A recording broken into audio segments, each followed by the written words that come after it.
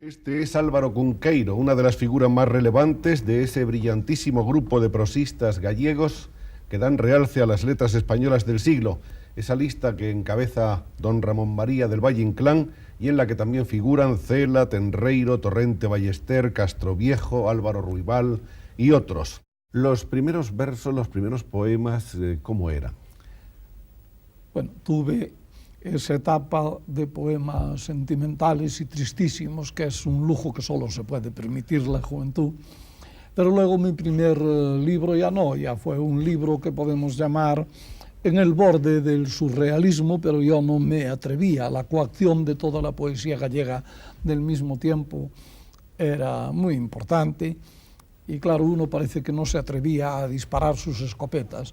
Que fue en Mar o Norte, un libro pequeñito, pero con poemas, algunos de los cuales hoy yo recuerdo todavía. Y luego inmediatamente poemas do sí e non. Ese sí libro sí lo tenemos y lo vamos a mostrar. Es de los primeros libros de Álvaro. Es del año 33, es una falsa historia de amor. Primero él, luego ella, luego los dos. Y al final muere ella. Alguna gente se lo tomó en serio y creyó que efectivamente ella había existido y se me había muerto poco menos que acostada en mis versos y en mis palabras, claro. Eran versos surrealistas. Sí, claro, sí, y la influencia de Paul Viare, de todos otros, era muy grande. Hay después otro libro de versos que se llama Cantiga Nova, que se llama Ribeira. Claro, eso fue un libro muy importante. Es curioso, pero la gran tradición literaria gallega de la Edad Media era ignorada por los poetas del Rexurdimento, como si no hubiera existido. Bueno, Lope llegó a decir Galicia nunca fértil en poetas, lo cual no era verdad porque no solo los cancioneros están llenos de poetas gallegos y portugueses, pero muchos gallegos, sino que además una gran cantidad de poetas de Castilla, como Alfonso Álvarez de Villasandino, que era de Villasandino al lado de Burgos, escribió cientos de poemas en gallego, de modo que había una gran tradición literaria. Era ignorada, de modo que mi generación, y bueno, los mayores de ella, puedo llamarle de mi generación a Filgueira Valverde y a Buzabrey, que me llevan 10 años, por ejemplo, pero fuimos los primeros que la conocimos. Para mí fue un enorme descubrimiento, y entonces escribí ese libro, Cantiga Nova, que se llama Ribeira, en el cual, con los metros y las formas de la poesía medieval, yo hice poesía contemporánea, poesía actual. El Merlín que apareció primero en gallego. Sí, apareció primero en gallego, sí. Merlín é familia. Merlín é familia. Yo tenía, como han tenido los de mi generación, la preocupación de la prosa en lengua gallega. He tenido la preocupación de la prosa gallega, como hemos tenido todos, porque en Galicia había una abundancia lírica que nos sumergía. En cambio, todo el mundo escribía poemas en gallego, pero pocos escribían prosa. Fue tan hábil en fugarse de las prisiones de su tiempo como el capitán Fanto Fantini de la Xerardesca. Pero no se sabe más, no hay ninguna noticia. Entonces, claro, era la ocasión pintiparada para escribir una vida de Fanto Fantini, para hacerse fugar de las prisiones, de prisiones construidas conforme a geometría, cosa mentale, de otra prisión disfrazado de río, etc. Y también, claro, para hacer que su perro hablase y su caballo también. Su caballo, pues, hablaba inglés y yo intento demostrar en el Fanto Fantini que el discurso de Otello delante del Senado de Venecia es una reproducción del discurso que delante del mismo Senado pronunció el caballo de Fanto Fantini. Si se intercalan palabras inglesas entre los relinchos con una cierta técnica y una cierta pausa, se ve que es lo mismo, claro. ¿Se siente más cerca que de Merlín, por ejemplo, que de Fanto Fantini? De Merlín desde luego. Es decir, en Merlín está toda una galería de personajes, una colección de temas, nacidos todos ellos o arrancados de la tradición fantástica oral de mi país gallego.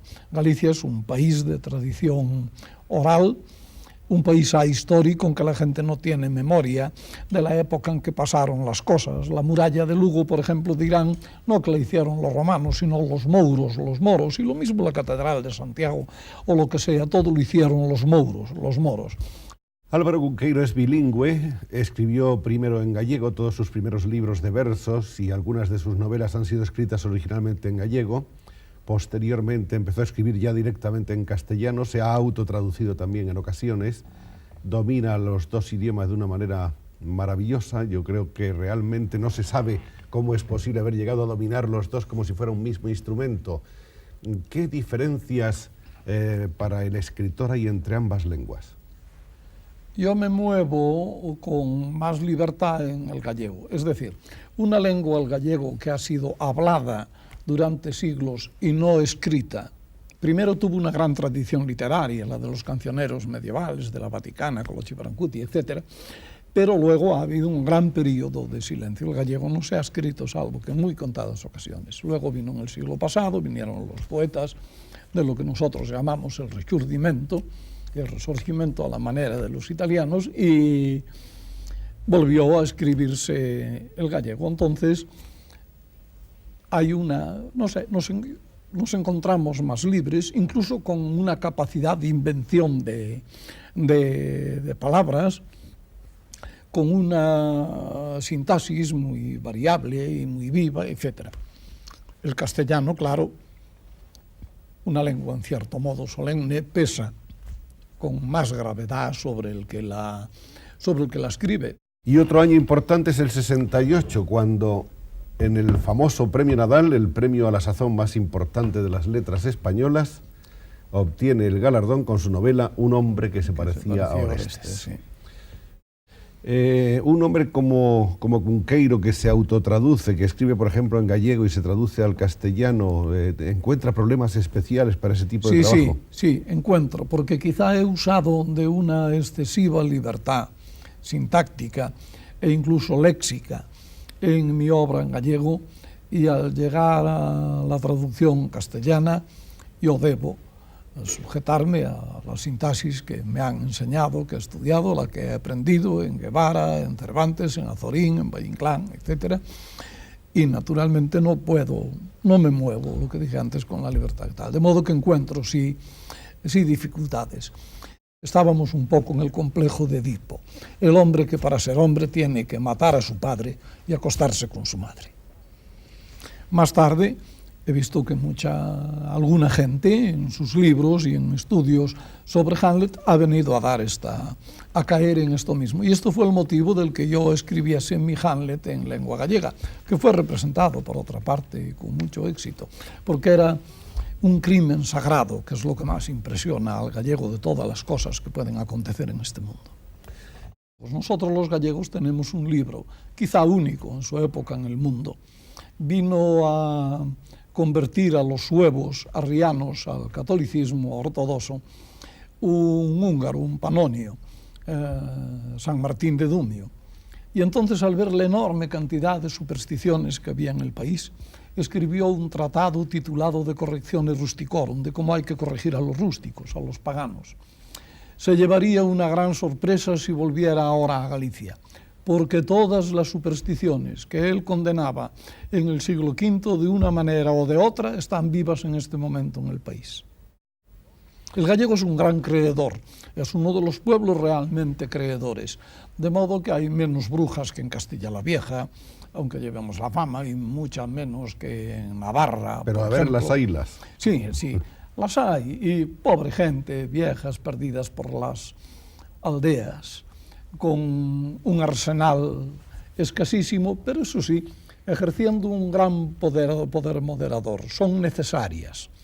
Son unos 40 retratos de gente gallega, la más de ella alunada y mágica, creedora en prodigios, depositaria ella misma de poderes mágicos, y creo que, sin duda ninguna, el conjunto da un retrato muy veraz de un cierto tipo de gallego, de ese gallego creedor y mágico del que he hablado tantas veces.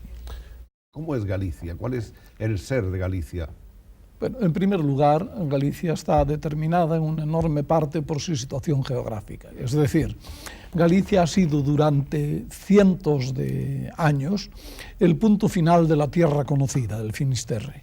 Más allá de las rocas negras de Finisterre no había más que el océano tenebroso, con enormes abismos en el borde del cual navegaban extrañas bestias, jasconios, leviatán, creados por Dios el quinto día de la creación, peces enormes. Jasconios, desde que fue creado por Dios, está en el océano intentando con la boca morderse la cola, como las pescadillas, y todavía no lo ha logrado, tan enorme es.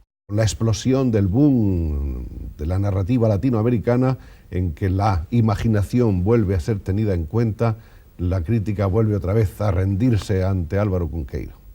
Bueno, es natural, me lo decía el otro día Luis Rosales, me decía esto: tú estabas haciendo por los años 40 y tantos lo que ahora ha hecho esta gente y es la que los ha puesto en la delantera del carro. Sí, es así, pero yo he sido siempre muy consciente de lo que hacía. Y aunque parezcan mis libros que a veces me apasiono, yo he calculado con mucha frialdad la dosis de fantasía, de imaginación, de libertad creadora, con el realismo, con el contrapunto realístico absolutamente necesario para que la fantasía se sostenga.